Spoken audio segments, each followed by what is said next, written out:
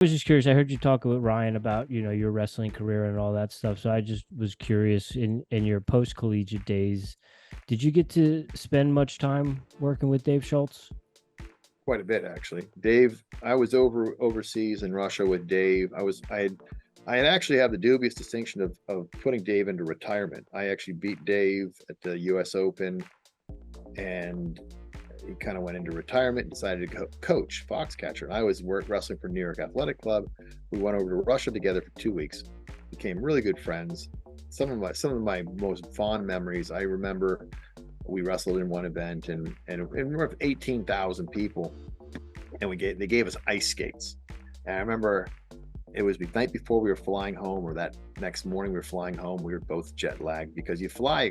People don't realize you're in Russia, you're in Moscow, but we might have been 10 time zones away wrestling in Russia, wrestling in someplace in Russia. And so we take these ice skates, and we knew there was a frozen pond or a reservoir, and we go out. We decided to ice skate. And the problem is my ice skates were like 8 sizes too big, but they were what they were.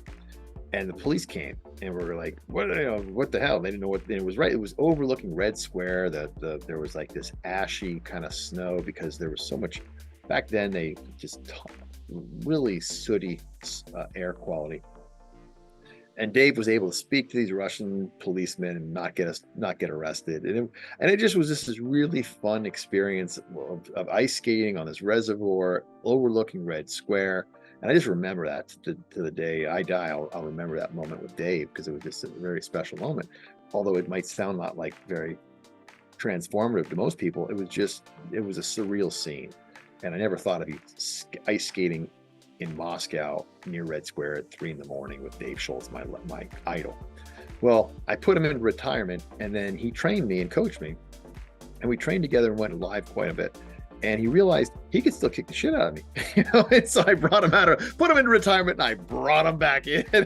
I brought him back out, and I never beat him again. And I mean, window, I lost him like 4 times in overtime, but he was in my head, and he was so good. But I learned more from Dave in the few years I had a chance, 3 or 4 years I got a chance to work with Dave, than all the other freestyle coaches that I ever worked with combined. And he was just masterful, and just a really good guy. Who was harder to wrestle, or more of a whooping? Was it Dave or Kenny? Kenny never whooped me. I mean, No. those matches were great matches. And Dave did. No, I mean, Dave it was overtime, and Kenny I beat twice, and I lost to him 2 other times, but both of those were 1-point matches. And one was in Stillwater, and I got completely hosed. So I wish I could have ended up on Kenny's side, because I did much better against him. He had a much better career than me. He was certainly a better wrestler than me, but stylistically, I matched up really well against him. I was very, very flexible. I could handle his speed and strength, whereas Dave's how he would move. Remember his Russian ties, and he was sticky, and he was really good on top, and just he frustrated the living daylight out of me. Kenny, as great as Kenny was, I just matched up a little bit better against Kenny. I'm not sure saying I would have knocked Kenny off it, but I would have rather have wrestled Kenny than Dave. Cool. Thank you. I know you said you were a New York AC guy. Did you ever spend time at Foxcatcher? No, I left New York AC and spent, I don't know, 5 years at Foxcatcher. I didn't live there. I would train in Ithaca, and then I would go down and spend a week in Foxcatcher. And yeah, I stayed in the big house with John, and that was a surreal scene, because he was, the movies didn't do justice to his insanity.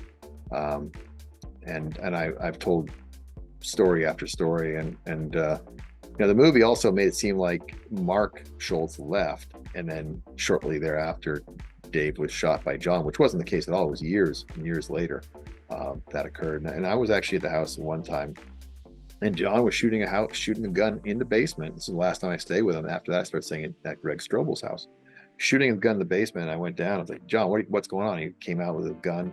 He's like, God damn it, Schultz is in the. He thought Dave was behind walls spying on him, and I told Dave, and everyone just laughed. It's like, aha, it's crazy, but it wasn't too many months after that he ended up, And I remember saying that the same thing as he's thinking you're behind there. He's actually trying to shoot you, but no one, even then, I never thought, and Dave never thought that he would actually play it out, even though he was playing it out in his basement.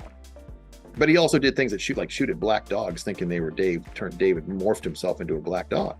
So the man was obviously insane, and the movie did not go into the real nitty gritty of his true insanity, and I think it was a drug-induced insanity. I mean, I never picked up on it. It wasn't my world, but I look back in hindsight and I think of wandering the halls at night and always doing this with his nose. But I had no idea. I didn't know that. I didn't think about those things. So it wasn't, as I said, it wasn't a part of my life at all. But everybody's like, oh, he's always doing cocaine or whatever. News to me. Yeah, it was, and there was 1,000 other stories I could tell about some of the craziness. Thank you for sharing that. Yeah, I thank really you. appreciate that.